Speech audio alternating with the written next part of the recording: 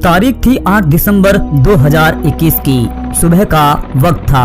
देश के पहले सीडीएस यानी chief of defence staff general Bipin Rawat अपनी पत्नी और सेना के अधिकारियों के साथ सुबह दिल्ली से एयरफोर्स के स्पेशल हेलीकॉप्टर MI-17 में बैठे थे और ये समय था 8:47 का।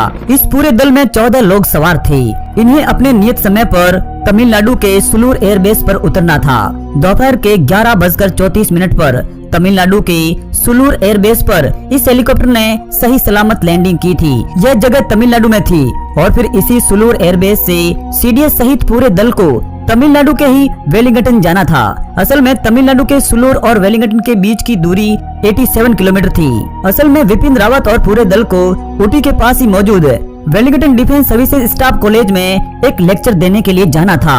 उसके बाद ये हेलीकॉप्टर 11:48 पर सुलूर एयरबेस से वेलिंगटन के लिए रवाना हुआ था। थोड़े समय बाद ही तमिलनाडु का नीलगिरी जिला आता है, जो कि एक घना जंगल था। सीडीएस रावत सहित पूरा दल अपने नियत स्थान वेलिंगटन से करीब 10 किलोमीटर की दूरी पर थे और ये जगह थी कन्नूर।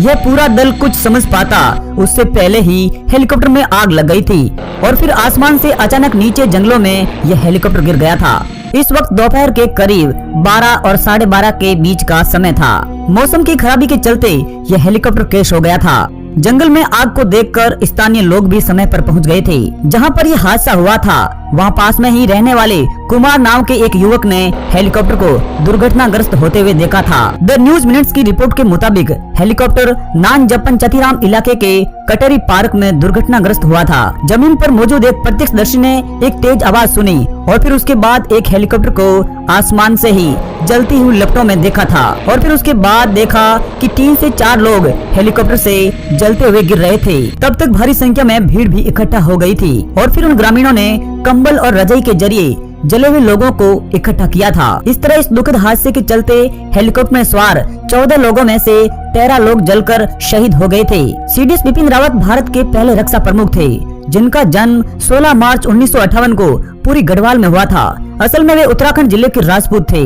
रावत का मतलब होता है एक मिलिट्री टाइटल जो उस समय विभिन्न राजपूत शासकों को दिए गए थे। इनके पिता का नाम था लक्ष्मण सिंह जी रावत। उन्होंने भी सेना में रहकर देश की सेवा की थी और लेफ्टिनेंट जनरल पद से रिटायर हुए थे। सीडीएस बिपिन रावत सेना में उस समय भर्ती हुए थे जब वे 20 साल के थे और ये समय था 1978 का। उन्हें 11वीं गोरखा राइफल की 5वीं बटालियन में पहली बार नियुक्ति मिली थी।